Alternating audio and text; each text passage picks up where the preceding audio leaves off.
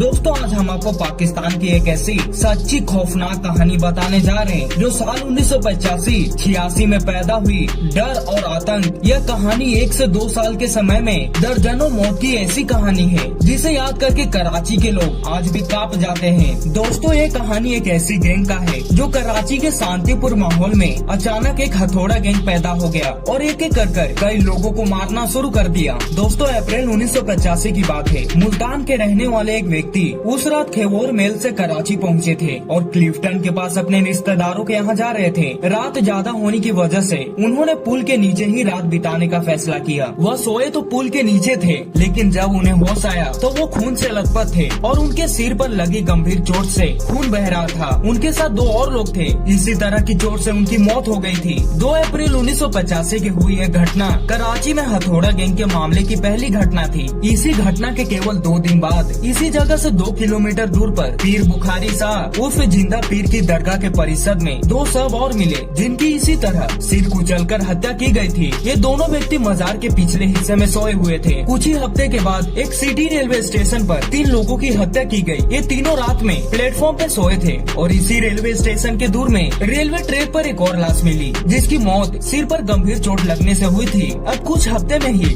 इस तरह से मरने वालों की संख्या 9 हो चुकी थी। अब सुनसान इलाके रेलवे स्टेशन के बाद इस तरह की घटनाएं ने आबादी वाले क्षेत्र और गली मोहल्ले में भी दहशत फैला दिया। इसके बाद पुरानी गोलीमार इलाके में लियारी नदी के किनारे हसन ओलिया गांव में घटी एक घटना ने तत्कालीन सरकार और पाकिस्तान के पुलिस को झकझोर कर रख दिया। इस घटना में एक ही परिवार के बच्चे समेत उसी तरह सिर पर कोई भारी और मोटी चीज मारकर मौत के घाट उतार दिया गया था। फिर कुछ समय के बाद इस तरह की घटनाएं पूरे शहर में होने लगी। घर के बाहर सड़क पर या फुटपाथ पर सोते लोग, मजदूर, भिखारी, रोजगार की तलाश में कराची आने वाले परदेसी, दुकानों और छोटे होटलों के कर्मचारी लगातार ऐसी भयावह घटनाओं के शिकार होने लगे। साल 1986 की शुरुआत में इसी तरह की एक और बड़ी घटना के बाद खुफिया एजेंसी के भी कान खड़े हो गए। यह घटना मजदूर बस्ती मूसा कॉलोनी में हुई थी, जहां गली में सो रहे 8 मजदूरों की भारी हथियार से वार करके हत्या की गई थी। दोस्तों अब तक कराची के लोग और राजनीति से लेकर प्रशासन तक सबके कान खड़े हो गए और इस घटना को पाकिस्तान के असेंबली में भी उठाया। ऐसी घटना एक और हुई जहां आदमी और औरत समेत 9 लोगों की हत्या की गई थी। अब तक कराची के चारों तरफ फैलती इन घटनाओं का शिकार करीब 100 लोग से ज्यादा हो चुके थे। उस समय प्रकाशित होने वाली खबरों से पता चलता है कि कुछ उर्दू अखबारों ने ये अनुमान भी लगाना शुरू कर दिया था कि हत्यारे अपने शरीर पर तेल या ग्रीस लगाकर आते हैं ताकि अगर कोई पकड़ने की कोशिश भी करे तो वे पकड़े न जाए और आसानी से फरार हो सके। एक रिपोर्टर के इंटरव्यू में एक व्यक्ति ने बताया कि पहले रावलपिंडी में एक भयानक घटना हुई थी। औरत और बच्चे समेत एक पूरे परिवार की हत्या कर दी गई थी, जिससे बहुत ज्यादा डर और दहशत फैल गई थी। लेकिन एक आरोपी उसमें पकड़ा गया था। वह एक साइको सीरियल किलर था जो वारदात के बाद महिलाओं का यौन शोषण तो नहीं करता था, लेकिन शरीर के निचले हिस्से से कपड़े उतारकर साथ ले जाता था। पकड़े जाने पर 2 और घटनाओं को उसने स्वीकार किया, लेकिन इसका कराची के हथौड़ा गैंग से कोई संबंध नहीं था। 26 अप्रैल 2015 को प्रकाशित पाकिस्तान के अंग्रेजी अखबार के अनुसार साल 1985 में फुटपाथ पर सो रहे एक भिखारी पर हमला होने तक पुलिस इस मामले को किसी एक व्यक्ति या सीरियल किलर का अपराध समझती रही। लेकिन हमले में बचने वाले भिखारी ने पुलिस को बताया, जब मैं सो रहा था कार के पहिए की लगड़ने की आवाज से मेरी नींद खुल गई। कार में से सफेद कपड़े पहने 4 लोग उतरे। उन्होंने अपने चेहरे को काले कपड़े से ढका हुआ था। गाड़ी से उतरकर वो मेरे पास आए और उनमें से एक व्यक्ति ने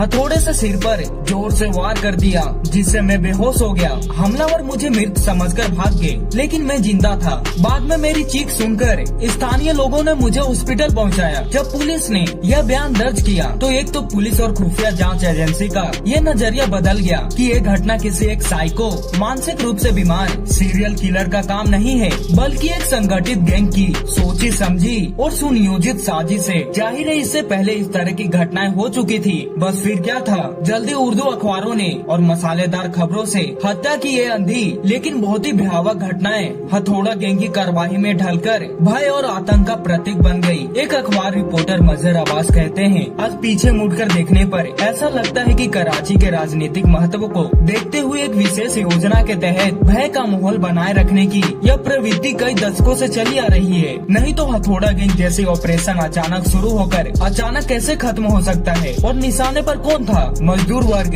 वे बेघर लोग, रोड पर सोने वाले, उन्हें निशाना बनाने की कोई वजह समझ में नहीं आती है। तो फिर यह क्या था? क्योंकि इन घटनाओं में किसी की भी गिरफ्तारी नहीं हुई थी। यहाँ तक कि कहानी वास्तव में आधिकारिक तौर पर कोई नहीं जानता था कि इस हथौड़ा गैंग की वास्तविकता क्या थी। जब यह घटना शुरू हुई और बेघर लोगों को निशाना बनाया जाने लगा और आम लोगों का जीवन खतरे में पड़ गया, राष्ट्रपति, प्रधानमंत्री, मुख्य सचिव, सभी के यह आदेश थे कि पता करो ये कौन कर रहा है और क्यों कर रहा है। ये सारी घटनाएं रात के अंधेरे में 2 से 5 बजे के बीच होती थी और आमतौर पर सुबह रोशनी होने पर इनके बारे में पता चलता था कि रात में किसी ने सिर कुचलकर किसी की हत्या कर दी। दोस्तों, पाकिस्तान के कराची में इतना भयानक माहौल बन गया था जिसका अंदाजा भी नहीं लगाया जा सकता था। और ऐसा नहीं है कि कहानी कोई एक आधा हो जाए, कहीं 3 हो रहे हैं, कहीं 4 हो रहे हैं, कहीं 2 हो रहे हैं, कहीं 1 हत्या हो रही है। जिन लोगों की हत्या की जाती थी उनके सिर में इतनी गंभीर चोटें होती थी, ऐसा लगता था जैसे कि उन्हें किसी बहुत मोटी और भारी चीज से मारा गया हो। दोस्तों, कुछ पता ही नहीं चल पा रहा था कि ये घटना कौन कर रहा है। बहुत ज्यादा डर और खौफ फैला हुआ था। यहाँ एक ऐसी समस्या बन गई थी जिसे आप आतंकवाद भी कह सकते हैं। उस समय आम अपराध भी होते थे, लेकिन इन घटनाओं से जो डर, खौफ और दहशत फैली थी, इससे पहले कभी ऐसा नहीं हुआ था। खुफिया एजेंसी के प्रमुख कर्नल सईद ने दावा किया कि खुफिया जानकारी के अनुसार लीबिया होल्डिंग बैंक का प्रभारी अमर नामक आरोपी था और हथौड़ा गैंग का सब कुछ वही था। दोस्तों, पाक लीबिया होल्डिंग एक तरह का निवेश बैंक था। हालांकि दोस्तों, खुफिया एजेंसी की नजरों में आने के बाद भी इस आरोपी को तुरंत नहीं पकड़ा गया, बल्कि एक लंबे समय तक निगरानी करने और उनके खिलाफ बहुत से सबूत जमा करने के बाद उन्हें लाइव डिटेन, जिंदा गिरफ्तार किया गया। दोस्तों, खुफिया एजेंसी ने कहा कि हथौड़ा गैंग एक अलग तौर पर कुछ नहीं था, यह एक बड़े रहस्य का हिस्सा था जिसका उद्देश्य रातों रात परिणाम हासिल करना भी नहीं हो सकता था। जैसे जब आप संगीत सुनते हैं तो कई टूल्स का इस्तेमाल किया जाता है, जैसे तबला, सितार, बांसुरी बज रहे होते हैं। अगर आप इन्हें अलग अलग सुनते हैं तो कुछ भी समझ में नहीं आता है, लेकिन अगर आप उन सभी को एक साथ ताल में सुनते हैं तो समझ में आता है कि यह तो एक धुन है। इसी तरह दोस्तों, अगर आप आतंकवाद की घटनाओं को अलग अलग करके देखेंगे तो आपको कुछ समझ में नहीं आता, लेकिन अगर सारे लिंक को जोड़ दिया जाए तो समझ में आता है कि यह तो एक बड़े खेल का हिस्सा था। खुफिया एजेंसी की जानकारी के अनुसार लीबिया में रहने वाले पाकिस्तानी लोगों को